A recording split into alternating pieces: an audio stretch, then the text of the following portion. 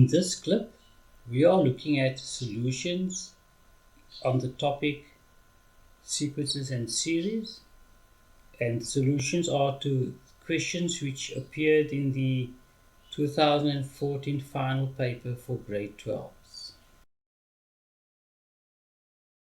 In 2.1, we are required to determine the fourth term of our series.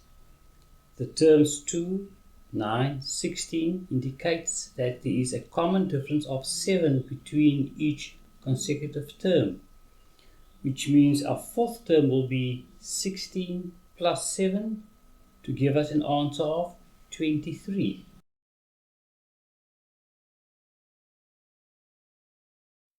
In 2.2, we are required to determine the 251st term of our series.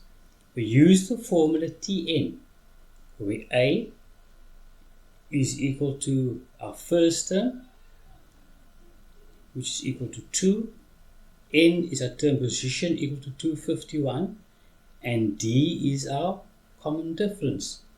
We will now substitute these values into our formula, which says Tn equal to A plus N minus 1 times D. We will then simplify and determine Tn.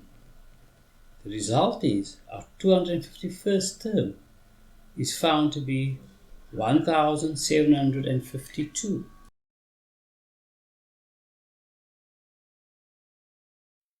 In 2.3, we are required to express our series in sigma notation.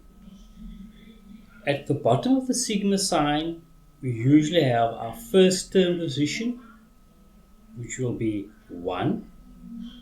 Top of the sign is the position of the last term, which will be 251. This is followed by the general equation for our series. To determine this, we will use the Tn formula, which says Tn equal to A plus N minus 1 in brackets times D.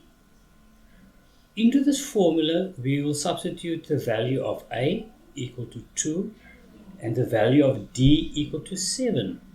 Simplification of this formula, we determine that Tn is equal to 7n minus 5. This gives us all the elements required to express our series in sigma notation.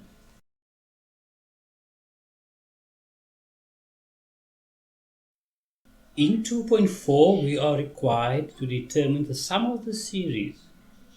Because we have the value of the first term as well as the value of the last term, we can use the formula Sn equal to n over 2 multiplied by A plus L in brackets. N will be 251, A will be equal to 2, and L will be equal to 1752. After substituting these values into the Sn formula, we determine the value of the sum of our series to be 220,127.